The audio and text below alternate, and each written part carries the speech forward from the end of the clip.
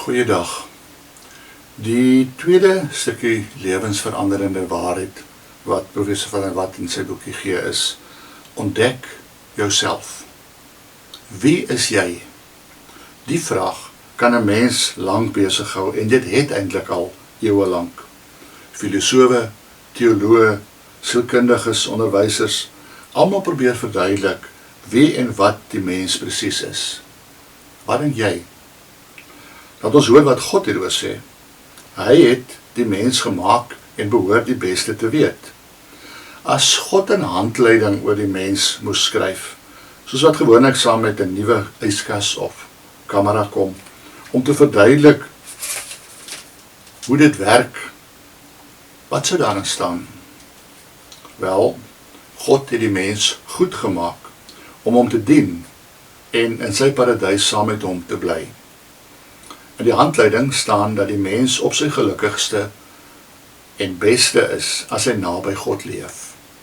Ja, wanneer God se liefde jou liefde word, sy krag, jou krag, sy vriendelikheid, jou vriendelikheid, is jy regtig soos wat God bedoel het, jy moet wees. As jy so naby hom leef, sy vriendskap geniet en hom uit jou hart dien, leef jy presies soos God se handleiding sê. God het die mens goed gemaak, maar die mens het nie goed gebly nie. En dit is nie omdat God 'n slegte produk gemaak het nie, maar omdat die produk beter as die maker wou wees. God het die mens baie spesiaal gemaak, volgens sy beeld. Hy het vir die mense wil gegee, om self besluite te neem. God wou mense nie dwing om hom te dien nie. Hy wou liewer hê dat hulle moes self kies om hom te dien, omdat dit vir hulle lekker is om sy vriende te wees. Maar die mense het anders gedink en anders gekies. Hulle wou hulle eie baas wees en self God speel. En so is die goeie en nabye verhouding met God gebreek.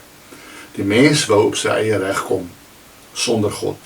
Dit beteken net een ding: ons moet nou in God se handleiding na die deel blaai wat verduidelik wat ons moet doen as die produk stukkend is. Daar lees ons dat ons nie onsself moet probeer of kan regmaak nie. Ons is so vasgedraai in onsself en ons eie belange, dat ons dinge net slegter sal maak. Ons sal net meer en meer op ons eie, sonder God, probeer klaarkom. Die handleiding wys 'n ander pad. Ons kan alleen deur die hande van die een wat ons gemaak het, heel gemaak word. Alleen by hom kan ons weer word wat ons aanvanklik bedoel was om te wees. Mense wat saam het en vir God leef. Wie is jy? Kan ons nou weer vra. Of anders gestel, hoe ken jy jouself? Leef jy volgens God se handleiding of nie?